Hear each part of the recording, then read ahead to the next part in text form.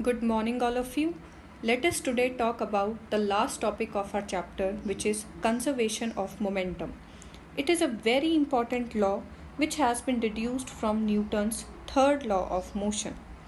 Conservation means no change, and whenever we talk about conservation of momentum, it means that momentum does not change or the momentum remains constant over the time.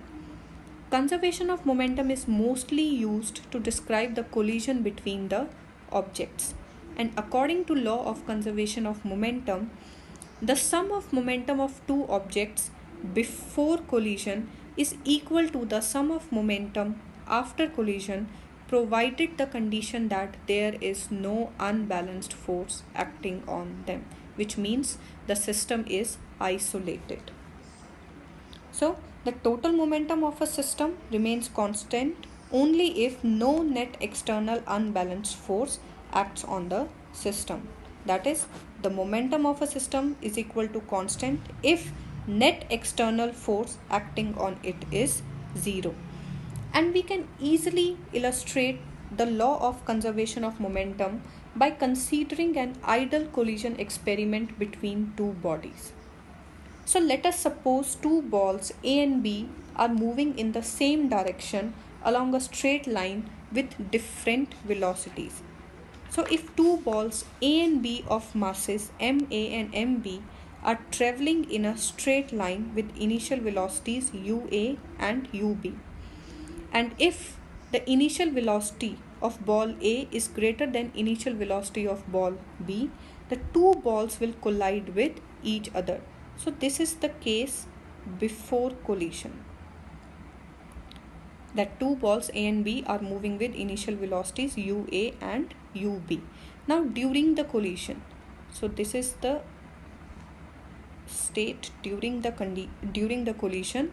So during the collision at a time t, ball A exerts a force FAB on ball B, and also ball B exerts a force FBA on ball A according to Newton's third law of motion. And if VA and VB are the velocities of balls A and B after collision. So this is the condition after collision, and balls A and B are moving with final velocities as VA and VB.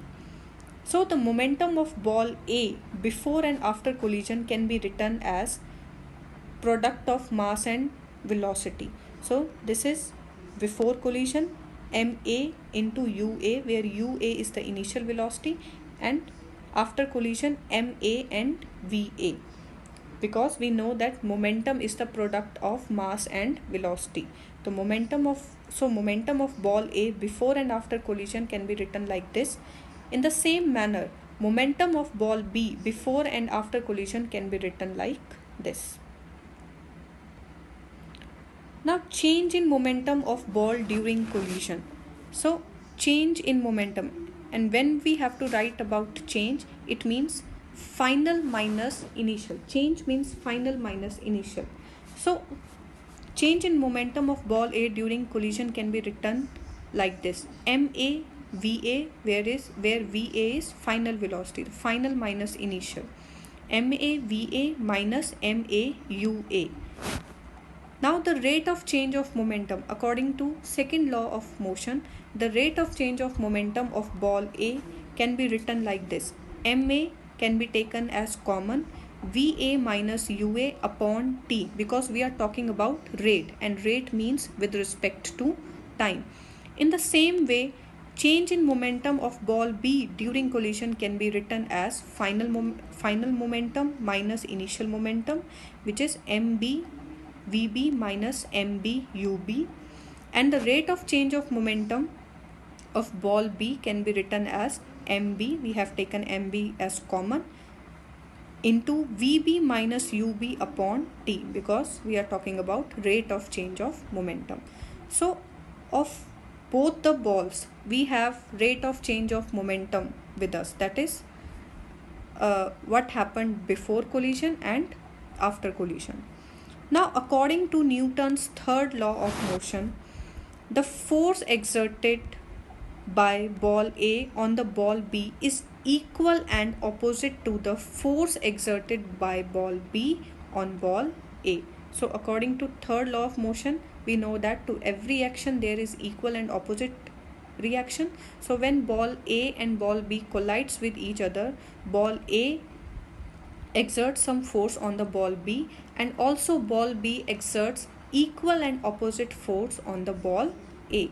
So therefore, according to third law of motion, this can be written like this: FAB, that is force of ball A on ball B, is equal to force of ball B on ball A. Here the negative sign shows that it is in opposite direction. Negative sign means it is in opposite direction. So we have the values of FAB and FBA. We just put over here. This is equal to is not here. So MA into VA minus UA upon T is equal to minus MB into VB minus UB upon T. We cross multiply, and when we solve this equation, we will get our final equation, which is MAUA plus MBUB is equal to MAVA plus MBVB, which means that momentum of the two balls before collision is equal to momentum of the two balls after collision. So this last equation shows that the total momentum of the two balls remains unchanged on collision. That is, the total linear momentum is conserved and is not affected by the mutual action and reaction of the balls, provided no other external unbalanced force acts on it. And this is the law of conservation of momentum. That is, momentum remains conserved before collision and after collision. So I hope this is clear to you. This was about law of conservation of momentum. You have to remember two things: that momentum always remains conserved if no net unbalanced external force is acting on the objects.